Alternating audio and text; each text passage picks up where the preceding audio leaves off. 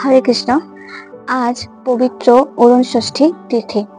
আজকের দিনে শ্রীক্ষেত্র পুরী ধামে জগন্নাথ দেবকে নতুন বস্ত্র অর্থাৎ মারোয়া বস্ত্র পরিধান করানো হয়। শীতের শুরুতে অর্থাৎ অঘ্রাণ মাসের শুক্লপক্ষের যে ষষ্ঠী তিথি, সেই দিন থেকে জগন্নাথ দেবকে শীতের বস্ত্র পরানো হয়। তাই এই দিনটিকে জগন্নাথ দেবের উদ্দেশ্যে পুরী ধামে খুব সুন্দরভাবে পালন করা হয়, খুব আড়ম্বরের সাথে। তো এই অরুণ ষষ্ঠী নিয়ে একটা খুব সুন্দর ভগবানের লীলা আছে, যে লীলা শ্রবণ করলে আমরা বুঝতে পারবো যে বৈষ্ণবের চরণে অপরাধ করলে, কোনো ভক্তের চরণে অপরাধ করলে কি হয়, ভগবান কিভাবে আমাদেরকে শাস্তি দান করেন, কিভাবে আমাদেরকে দণ্ড দেন। তো এই লীলা বলতে গেলে আমরা সবাই এটা জানি যে ভগবান যখন অবতীর্ণ হন তখন উনি ওনার সব পার্শ্বদেরকে নিয়ে আসেন। তো ঠিক সেইরূপ ভাবেই ভগবান যখন এই কলিযুগে শ্রী চৈতন্য মহাপ্রভু রূপে অবতীর্ণ হলেন, তখন তার যে দাপরের যে পার্শ্বদগণ ছিলেন তাদেরকেও নিয়ে এসেছেন। তো সেই দাপরে শ্রীমতী রাধারানীর যে পিতা বৃষভানু মহারাজ, সেই বৃষভানু মহারাজ এই কলিযুগে পুণ্ডরিক বিদ্যানিধি রূপে এসছেন। তো উনি একবার শ্রীক্ষেত্র পুরী ধামে এই যে অরুণ ষষ্ঠী তিথি, সেই তিথি দর্শন করতে এসছেন। ওনার সাথে ছিলেন স্বরূপ দামোদর। তো দুজন মিলে যখন গেছেন দর্শন করতে, তখন উনি গিয়ে দেখছেন যে জগন্নাথ দেবকে মারোয়া বস্ত্র অর্থাৎ মার দেওয়া বস্ত্র পরিধান করানো হচ্ছে। তো ওটা দেখে ওনার মাথায় এটা এসছে যে পান্ডারা এটা কি করছে। শাস্ত্র মতে আমরা জানি যে অর্চা শাস্ত্রে বর্ণনা আছে যে বিগ্রহকে কখনোই মার দেওয়া বস্ত্র পরিধান করানো যাবে না। কেন কি? মার দেওয়া বস্ত্র আমরা কি করি, প্রথমে যখন কোনো নতুন বস্ত্র আমরা নিয়ে আসি তখন সেটাকে ধৌত করে আমরা আবার বিগ্রহকে পরিধান করাই। তো এটা যখন উনি নজরে এসছেন ওনার, তখন ওনার এটা নিয়ে একটা হয় না, পান্ডারের প্রতি একটা বিরক্ত ভাব জন্মেছে যে এটা এনারা কিভাবে সেবা করছেন ভগবানের।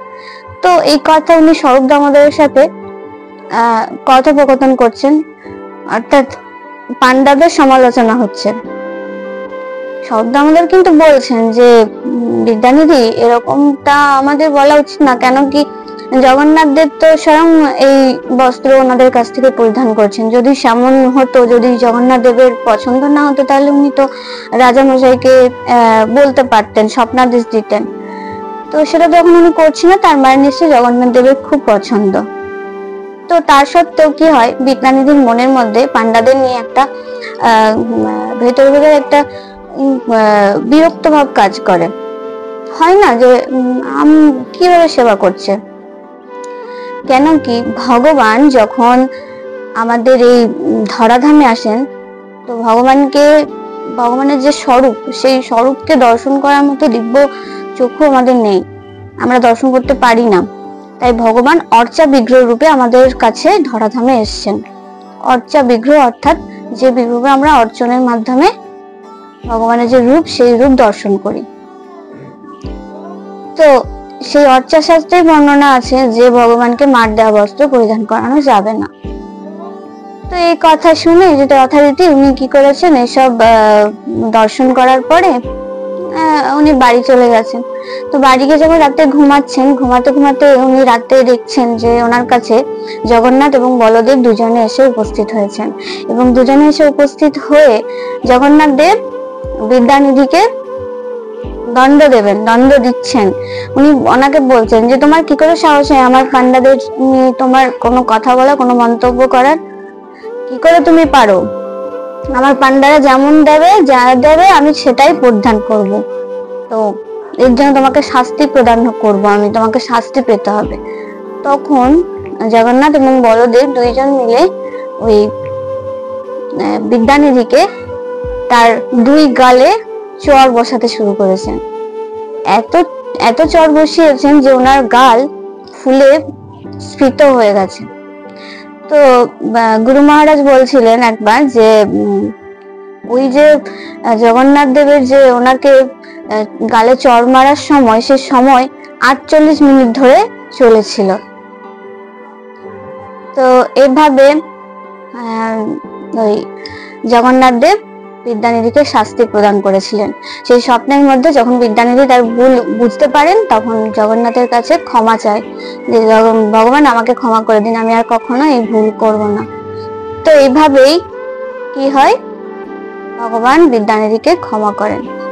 আর তারপর যখন সকাল হয়, যখন সকাল হয়ে জগন্নাথ দেব যে স্বপ্নের মধ্যে যে চড় মেরেছেন সেটা উনি ঘুম থেকে উঠে বুঝতে পারেন, কারণ ওনার গাল ফোলা আর ওনার প্রচন্ড রকমের ব্যথা, সেই ব্যথা নিয়ে উনি মঙ্গল আরতি যেতে পারেননি। ওনাকে যখন স্বরূপ দামোদর ডাকতে এসছেন মঙ্গল আরতি যাওয়ার জন্য, তখন উনি বিদ্যানিধি স্বরূপ দামোদরকে সবকিছু ঘটনা খুলে বললেন। তো স্বরূপ দামোদর বললেন যে আপনি অনেক ভগবানের কৃপা পেয়েছেন, কেন কি ভগবানের কৃপা ছাড়া ভগবানকে দর্শন করা যায় না। আর সেই স্বপ্নের দর্শন যদি বাস্তবে প্রকাশ পায়, অর্থাৎ স্বপ্নে আমি যেটা দেখেছি সেটা যদি আমি স্বপ্ন ভেঙে যাওয়ার পরে যখন দেখি যে হ্যাঁ সেটা আমার সাথে হয়েছে, তার মানে ভগবান স্বয়ং এসেছিলেন। তো আপনি অনেক ভাগ্যবান। তো এইভাবে আমরা জানতে পারলাম যে কোনো বৈষ্ণবের চরণে অপরাধ করলে আমাদের কি ফল পেতে হতে পারে। আর এর মধ্য দিয়ে তো এখানে এটাই হচ্ছে, তাই আমরা যদি কখনো কোনো মন্দির বা কোনো পুরী ধামে গেলাম, পুরী ধামে গিয়ে কোনো পান্ডার সাথে আমাদের দেখা হলো বা কোনো কিছু দেখলাম, তো পান্ডাদের নিয়ে আমরা কোনোদিন কোনো মন্তব্য করব না এবং তাদের কোনো দোষ দর্শন করব না। কারণ ভগবান স্বয়ং বলেছেন আমাদের এই যে জড় জগৎ, এই জড় জগতে যে সমস্ত আমরা জীব রয়েছি, আমাদের প্রত্যেকে যে কর্ম করে চলেছি সেই কর্ম চিত্রগুপ্ত লিখে রাখছেন। আর সেই চিত্রগুপ্তের লেখনী অনুযায়ী যমরাজ আমাদের সবাইকে দণ্ড দেবেন, শাস্তি স্বরূপ দণ্ড দেবেন, দণ্ড আমাদের ভোগ করতে হবে। কিন্তু ভগবান স্বয়ং বলেছেন পুরী ধামে যারা বসবাস করছেন, 18 নলার পরে যারা আছেন, যারা ভগবানের শ্রীক্ষেত্রে আছেন, তাদেরকে যমরাজও শাস্তি দিতে পারবে না, তাদের সমস্ত দায়িত্ব জগন্নাথের ওপরে। তো আমরা বুঝতেই পারছি যে তাদের নিয়ে যদি আমরা কোনো মন্তব্য করি, কোনো কিছু করি, তাহলে আমাদের কি হতে পারে।